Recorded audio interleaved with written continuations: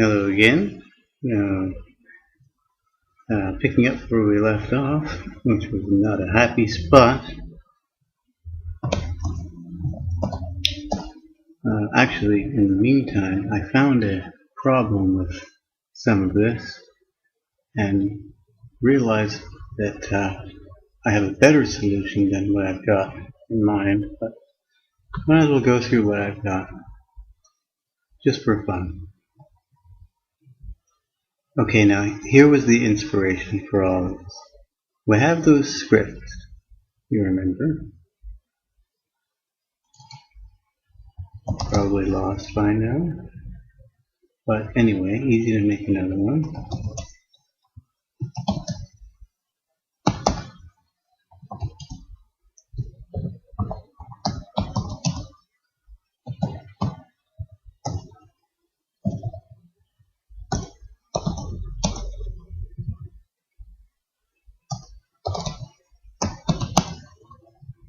This is printing out the letter A.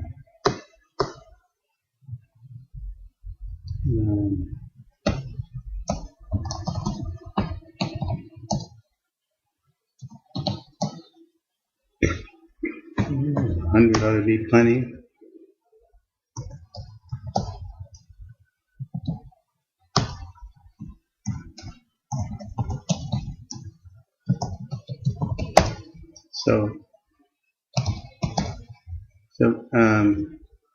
I now have a program here that prints the letter A, and that's not a batch file or anything.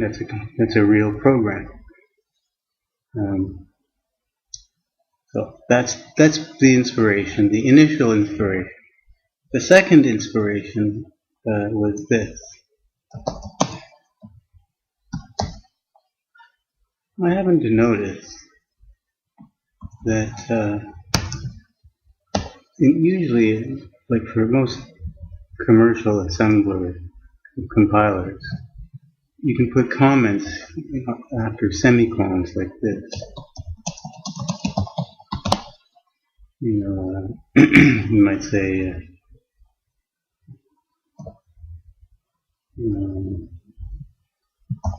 put A into demo,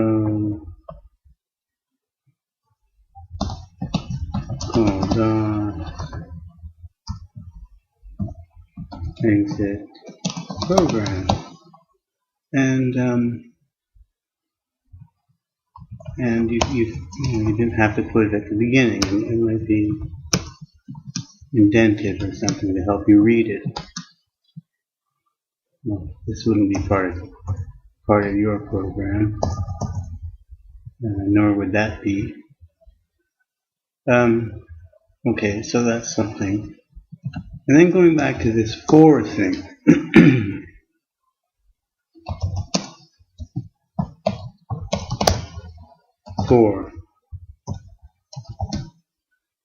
for/f, the magical thing that does everything. You give a file name, that was my file name, and say do. You have to put double % signs, by the way, if it's in a batch file, at the command line single. Do, I'm just going to echo whatever I got out. So first let's just look at this one.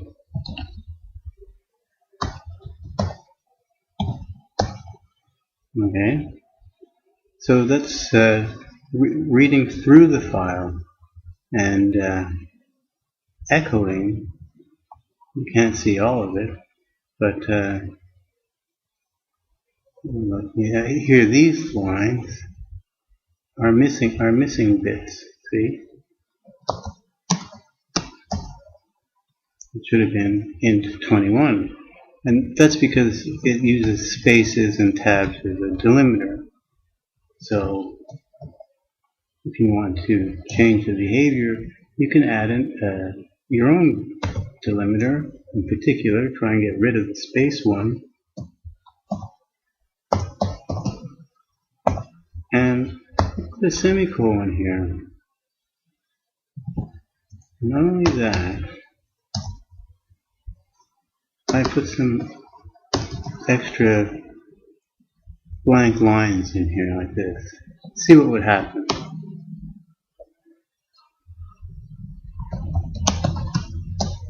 And just so we don't get too many echoing things, turn off the global echo.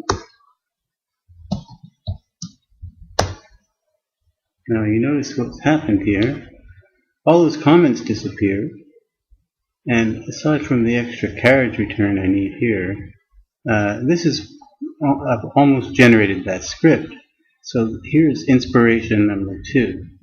Putting those two things together, I've almost, just with a batch file, and not a very long one, almost done completed turbo assembler. If I now instead change this into a call,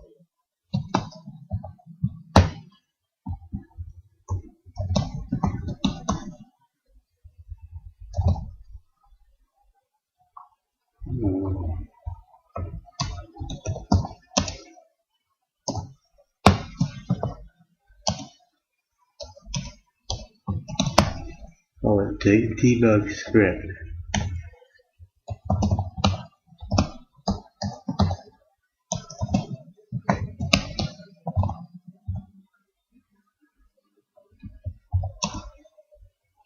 Now, for this call, I don't want it to be split up again, delimited by spaces, so I put quotes around, which I can easily get rid of, like this.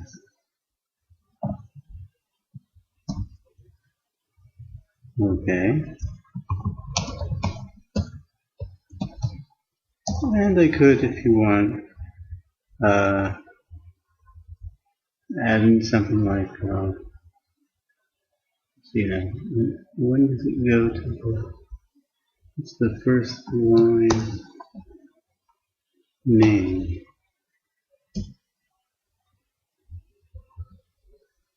So I could say, let's see now,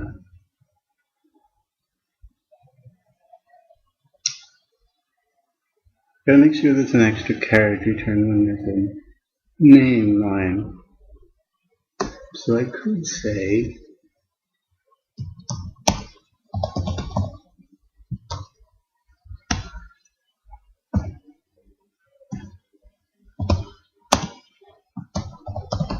take out the first character.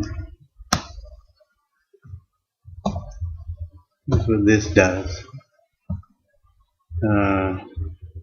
You do the same as a %line %, then colon. This is the index you want to start at, and this is the number of characters you want. And then I could say if that's equal to n, case insensitive,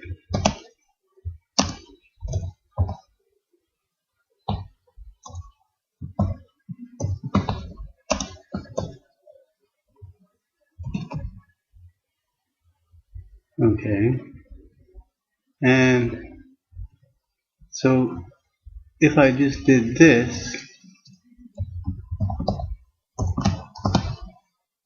let's see what I get.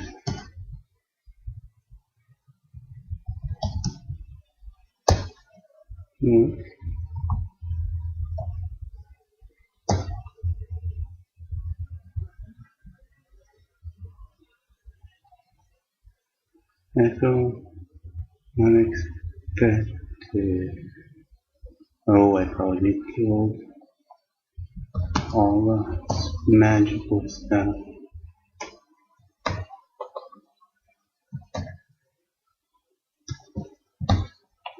Okay, that would certainly amount to an N. Let's see if that works.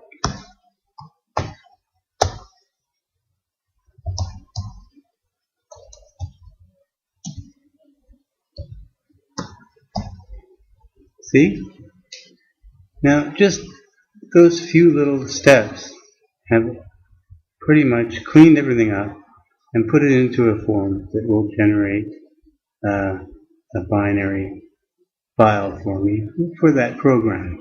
Okay, so that's the motivation.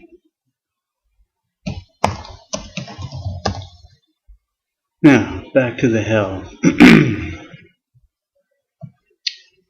So, starting with the motivation part, here's our ASM file. And what we want to do is go through it line by line. At first, I didn't have any problems. Everything was going fine. Actually, by the way, I'm going to put this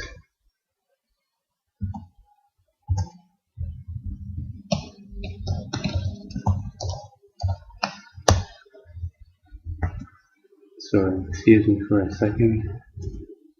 I'm going to add this.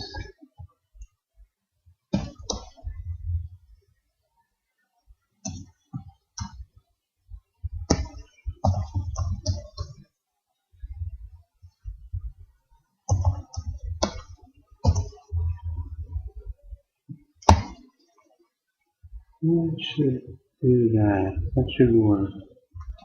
Slight change. I used to have a whole library of batch files to simplify these tasks, and I lost it. So now I got to relearn them all over again.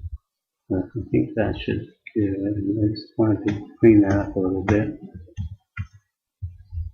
Alright, so if you trust that that function works, where are we? Parse. No, we're not at parse. We are at pre-parse, basically. I call this parse 1, but I should really call this pre-parse.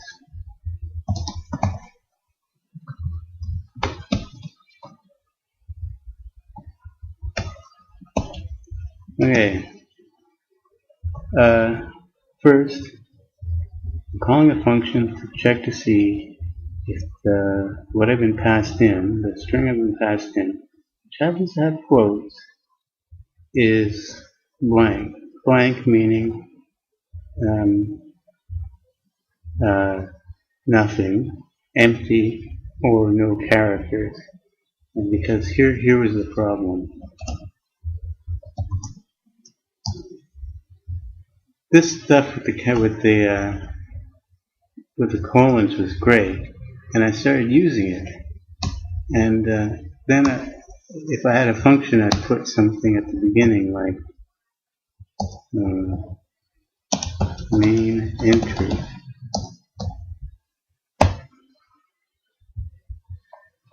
Okay. Now, according to theory, this is not going to give me the output that I want.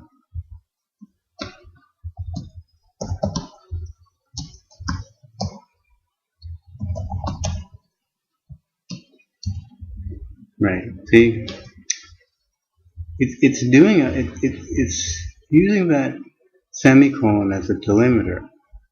But if the line starts with a semicolon, then it doesn't give me a nothing, an empty first bit. It just takes the second part following the semicolon as the first delimited thing. You know what a delimiter is, right? A delimiter is something that separates strings. You know, string 1. Then delimiter, in this case semicolon, and so on. Well, in the normal rational world, if you start out with a delimiter, then string 0 is just blank, no string. But that's not what it's telling me. It's telling me that the first string is actually the second string. So that's kind of a bug. Shouldn't do that, but it does, so I gotta handle that. Okay. How did I handle that? Well, I basically just checked to see if it was a semicolon. Now, then, inevitably, there was the 20 minutes worth of messing around until I finally figured it out, and upcoming the answer to the problem. Oh, missing a quote.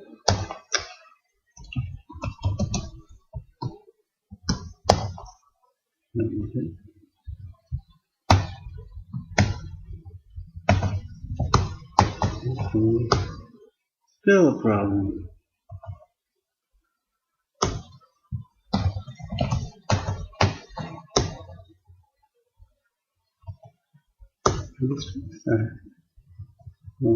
Twice. Twice. Okay.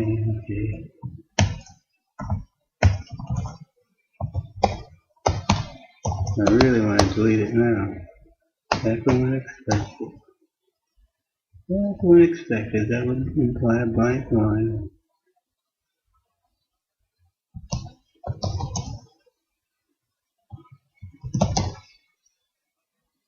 Go down back in here.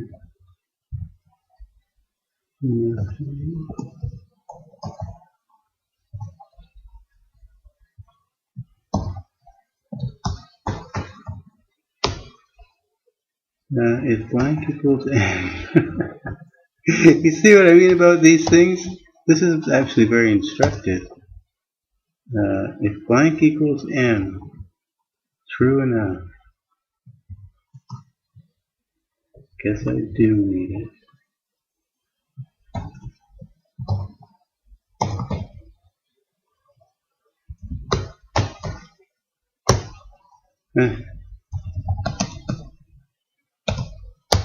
There, finally. So, you see, that's what I was trying to get to. Okay, I'm going to try to insert this back with the other. Doesn't matter. That was one problem, and I did solve that with this line here. And I thought before, when I was trying to make this video last time, that I had covered all the blank type cases already up here. Well, it turns out there's another third possibility, of T, which is that these might actually not start at the 0th line, and that's true for a couple other cases. And so in that case, I wanted to just check to see if this is blank. And so I added a new feature to it to check if it's blank. And if that feature is working, that should be okay. Alright. Now that's pre-parse. Now we're still in pre-parse. Now this I've got a great big comment around because I'm not really sure about what to do with this, but now I think I do know what I want to do with this. You see, I put these labels in.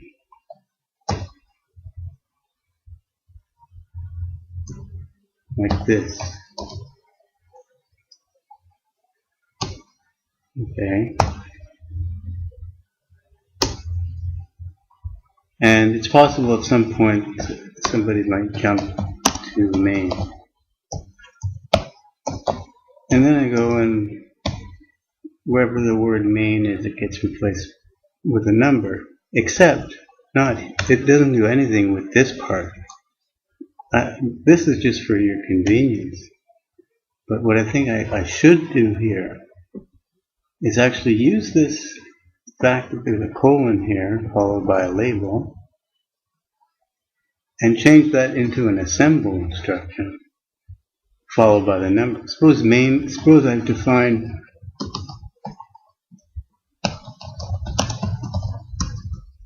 main as 100. Well, then this should just translate into into that. See? And now I can be sure that I don't need to go and readjust my table currently as it stands. I got to go through it several times and adjust my table. I have a table at the beginning of offsets. So I'd like to actually try and implement that before going on. And so I will. And I'm not going to show you too much more of that horrible batch file, except to tell you that it was very, very, very frustrating trying to track down the tiny little bugs that kept coming up. For instance, there's this little choice thing this is actually at the end, and I had it popping up with Notepad, the script file it generated, and then I realized, well, I don't really that thing popping up all the time is annoying me, and I don't want to see it all the time.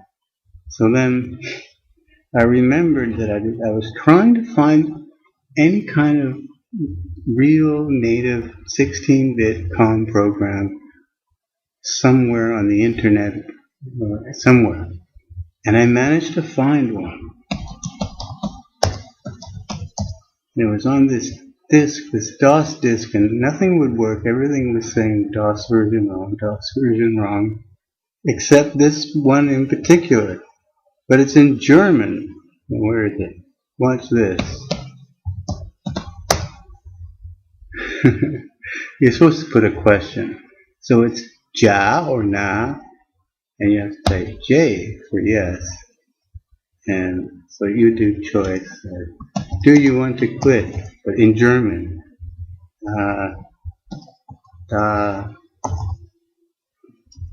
Das. I don't know what you is. Yun. Want to quit.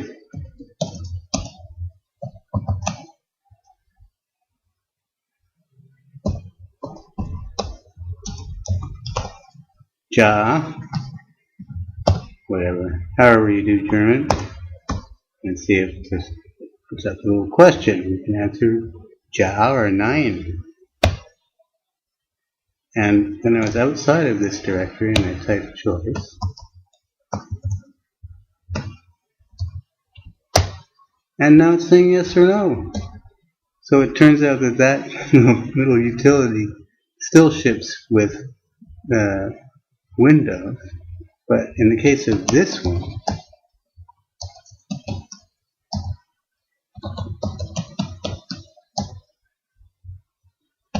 I can run it. I can actually debug that one. But if I try to do it with the built-in one, recycle that.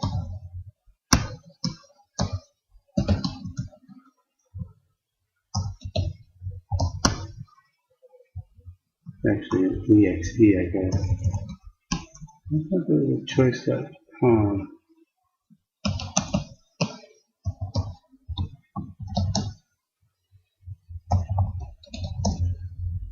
Okay, so it's choice exe, whatever.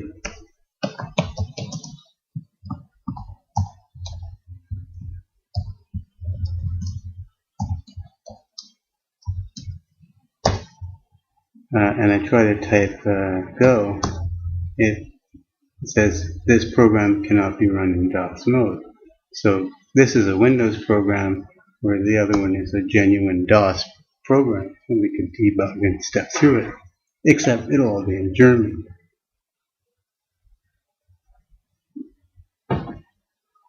Anyway, that's just a sideline.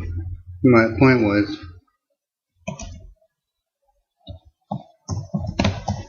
that I spent hours. I must have spent at least 3 hours just trying to get this thing to remember my choice, that I didn't want to see the printout at the end, or to forget my choice when I took it away. And the whole problem was right in here. See, now this is one of these things, if you don't, it's probably in the documentation and I just missed it somewhere. But see, there's a thing in command called error level. And if it's related to the return value of a program. Like if your program returns 1, then error level equals 1, right? But inside these if clauses, the things don't get evaluated right away. There's no sequence point in here, as they say in programming language. The sequence point is out here. However, there is a particular feature that you can enable that allows you to kind of force the command interpreter to do the evaluation, to force a sequence point to occur, basically.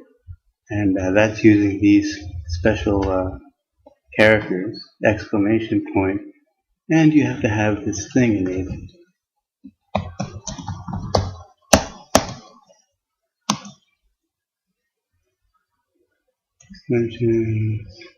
This delayed expansion. Delayed expansion is it has to do with when the environment variables can be expanded and evaluated. Sometimes you absolutely need that. Sometimes it's a pain. For instance, you can never echo an exclamation point if it's always on.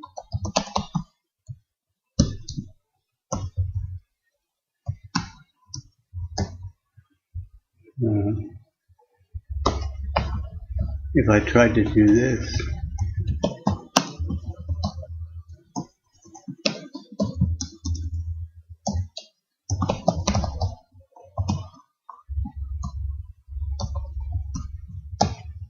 see, no exclamation point, and that's because I have that enabled globally, which I've now decided I don't want anymore, because I only want that feature sometimes. And you can turn it off in the registry, which I probably will. And you can turn it on and off inside your batch file. Like this. See? You can locally,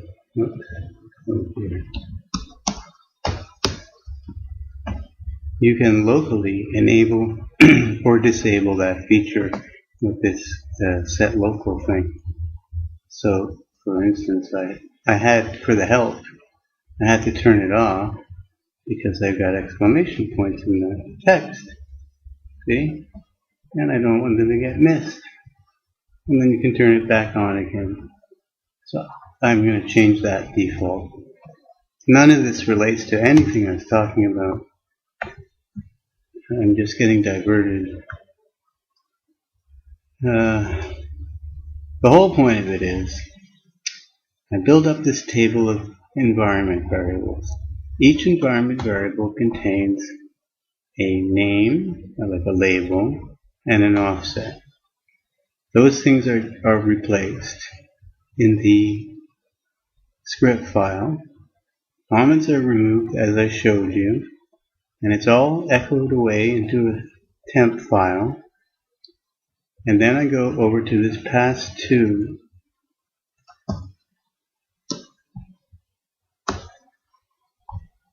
which echoes all this stuff into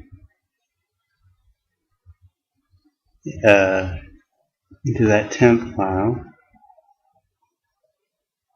I set the size to 1000 hex, which is 4 kilobytes. The name we already have, right. I filled memory with 0 so that there's no garbage left over after writing. In fact, I can't do that. I can't flip it. Write the file out and quit. then the very final step, the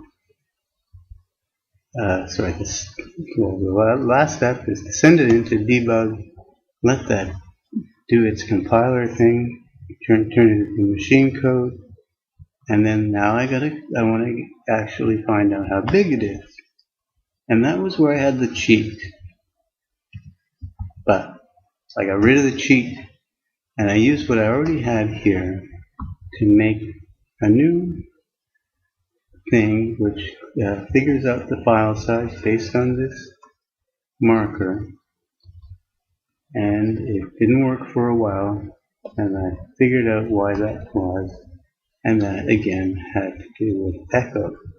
See, the thing is, what we're trying to do is build a thing that helps us build utilities, and one of the things in particular is we want to be able to read command lines.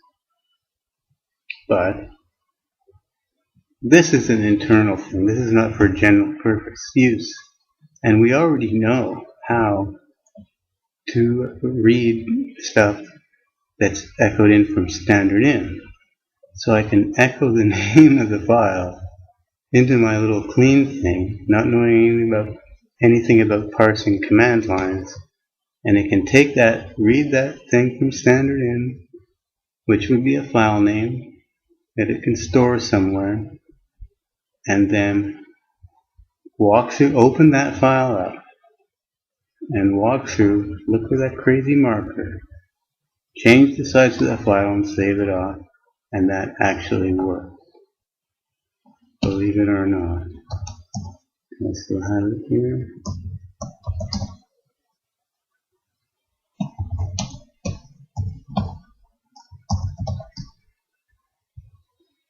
Here I call it clean OBJ, but I don't actually want it to have that name generally. And this is what it looks like. First, one of the things that you're allowed to do in DOS is just enter raw data bytes. And one of the things I would suggest when you're doing these things is to put at least 20, 30, 2 or 3 lines of these between your functions, because as you move things, change the size of things, all the offsets get mixed up. Of course, that might be fixed with the new approach.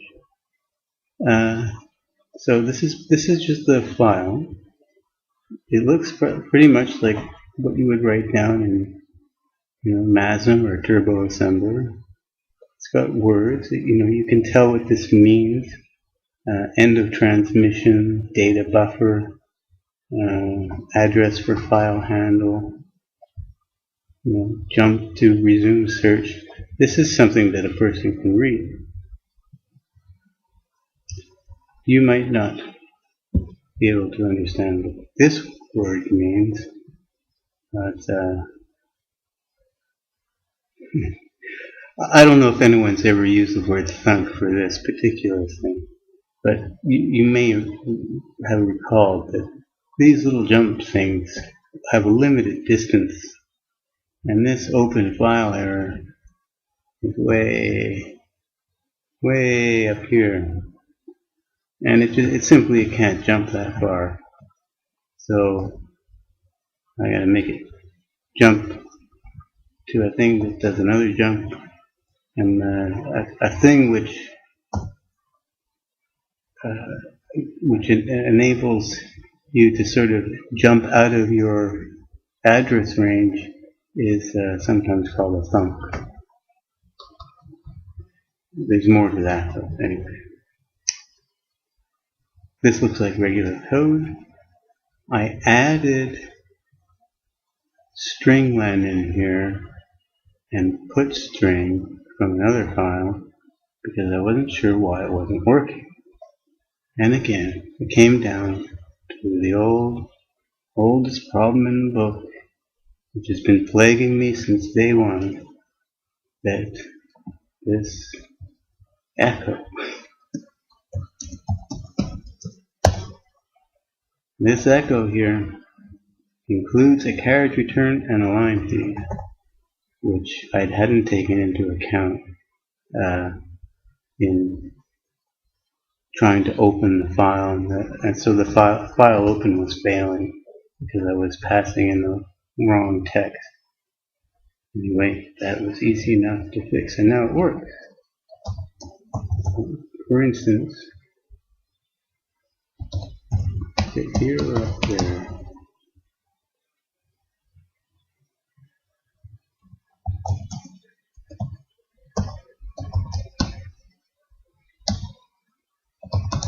Okay. Here's my new version of 2-upper. I call this Crt Startup. It's like the C runtime, not main. Doing a little preparation before getting on with the program.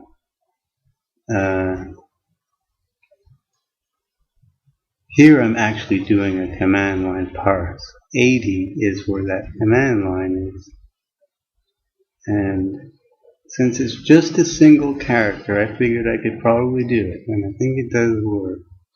It uses those weirdo repeat instructions, and I'm looking for an L, and if I do find an L, I put into what I call the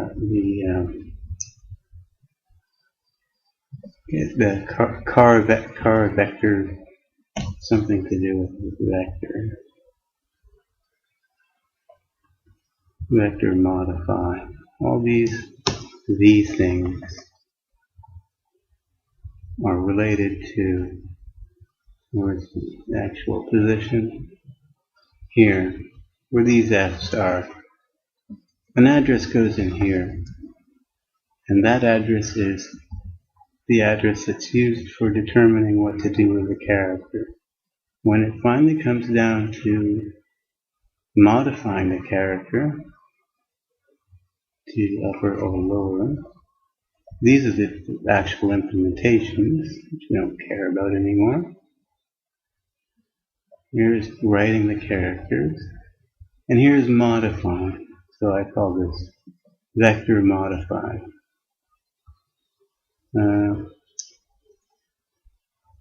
Characters loaded from the buffer, and then there's a call to whatever function is pointed at by the address in that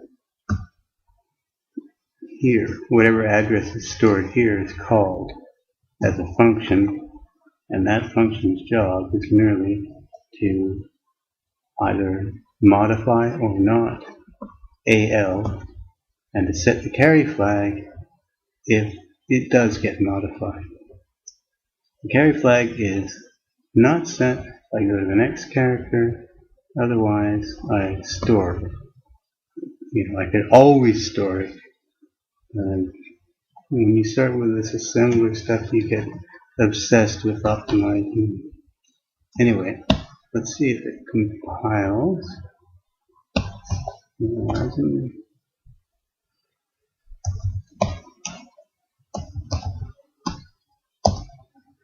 So here's the list of search replaces. Now it's doing its thing, and it's done. And here it's called OBJ, and now normally I would open this up in Debug and double check that all the addresses are right, but I'm pretty sure this one's okay. So I can convert that to a COM program.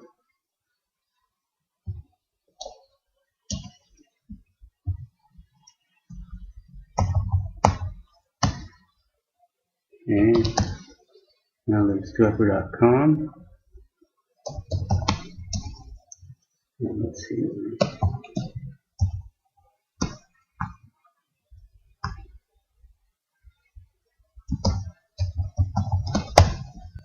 So here is the uppercase version of that particular file. Maybe by page if we want.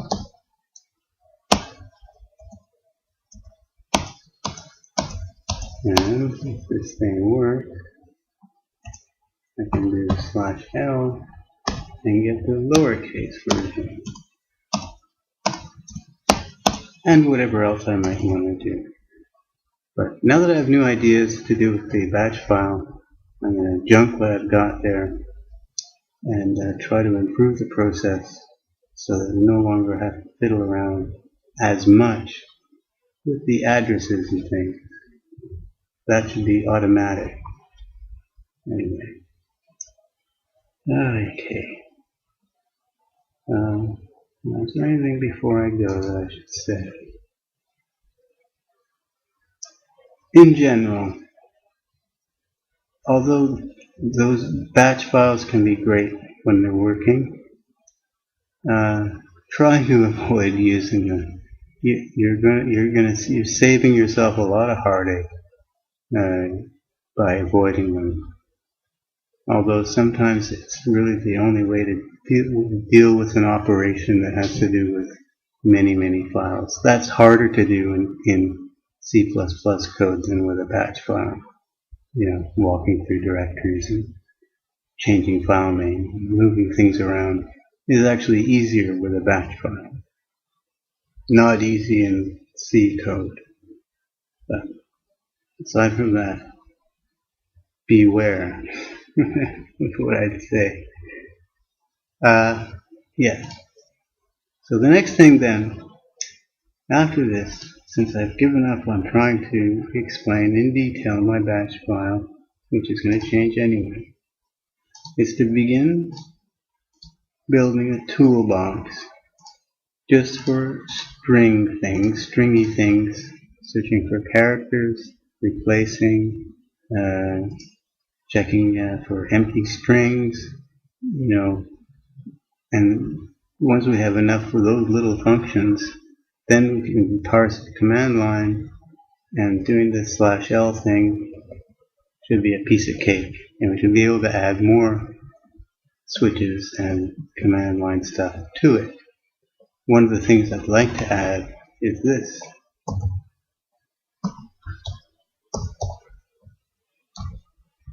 Because we're limited only to 80 hex bytes, which is minus something. 80 is 180 hex is 128, right? 128. 100 is 256. 128 bytes. And there's a character trim that's wasted. There's a counter that's wasted. And there's a space that's wasted. So we're down to 125. So you wouldn't be able to specify even a very long path on the command line. It wouldn't fit in our PSP. But if you can pass in an environment variable as a command line argument, then it turns out before I actually do that. One more thing.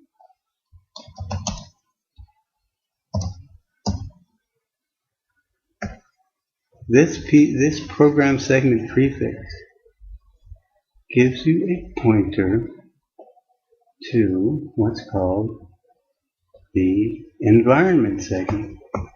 So you can get all the environment variables.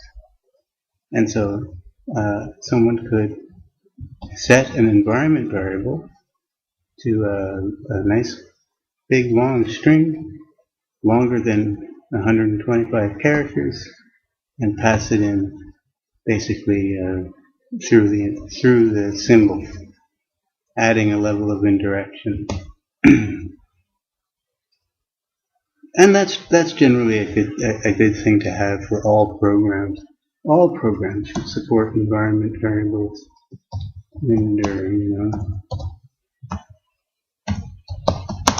That should work for everything. A program that you write should do that too. It shouldn't say file not found.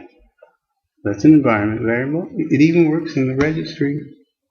No, we can't. I don't know if it'll fit inside here.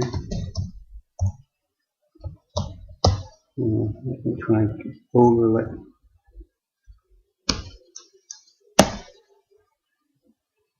Overlay is something that would have a path in it. Now, Microsoft.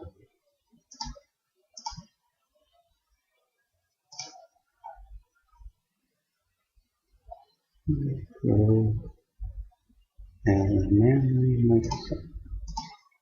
And try to find just a simple example.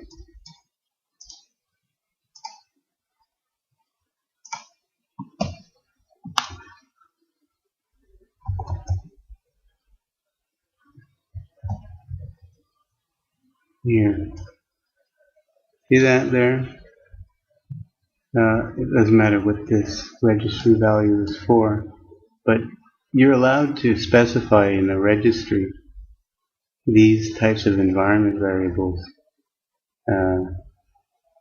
with using environment variables rather than actual path names.